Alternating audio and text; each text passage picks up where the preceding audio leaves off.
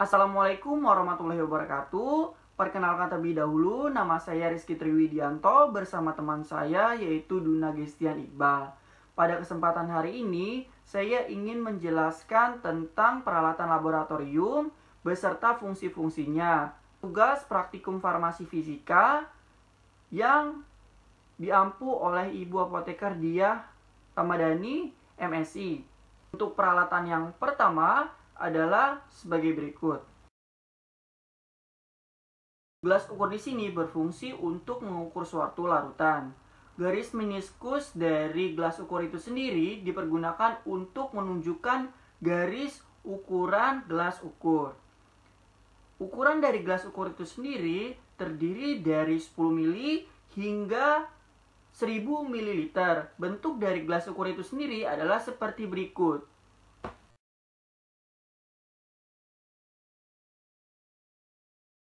Mortir dan stanford biasanya dipergunakan untuk menghaluskan suatu zat padat dan kristal. Dan juga mortir dan stanford ini juga dipergunakan untuk membuat krim ataupun gel. Dan juga puyer. Bentuk dari mortir dan stanford adalah seperti berikut.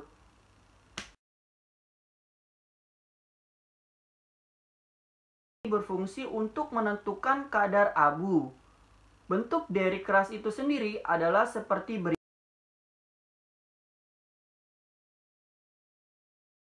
Sudip digunakan untuk mengambil suatu benda padat ataupun serbuk.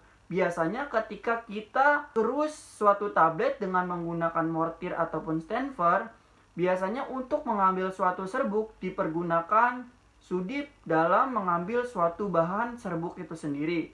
Bentuk dari sudip adalah seperti berikut.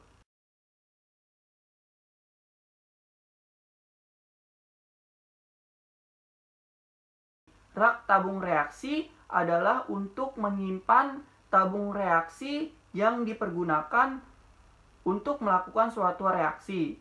Jadi, untuk rak dari tabung reaksi itu adalah seperti ini.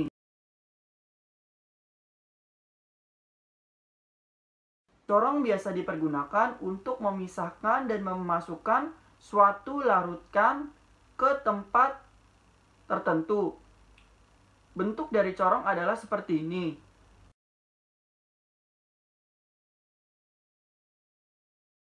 Corong pisah dipergunakan untuk memisahkan suatu larutan yang massa jenisnya itu berbeda. Bentuk dari corong pisah adalah seperti ini.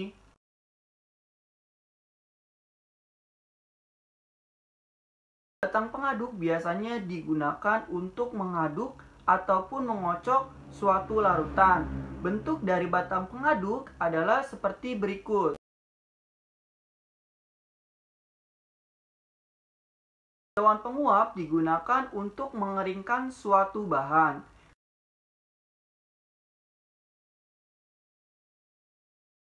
Kaca arloji ini berfungsi untuk menimbang bahan-bahan kimia berupa padat, cair, maupun kristal. Bentuk dari kaca arloji itu adalah seperti berikut.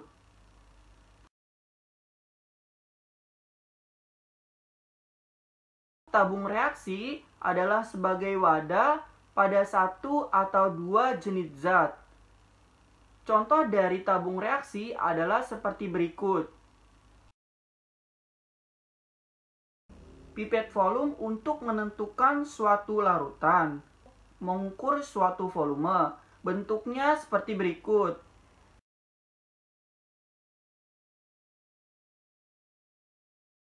Biasanya digunakan untuk proses titrasi dan juga buret juga biasa digunakan untuk mengukur suatu volume.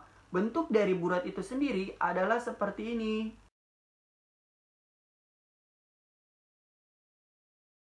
Biasa digunakan untuk menyimpan bahan-bahan bebas air dan juga untuk mengeringkan zat-zat laboratorium. Bentuk dari desikator adalah seperti ini.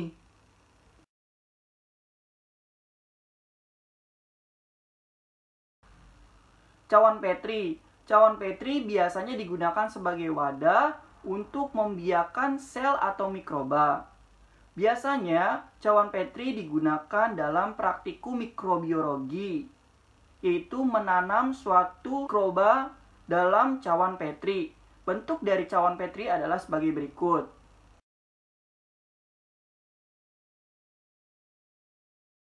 Alam layer itu sendiri berfungsi sebagai tempat melarutkannya suatu zat kimia.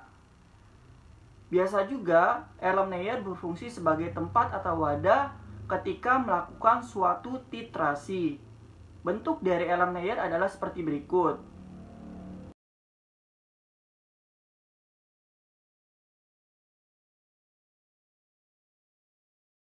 Mengukur suatu volume.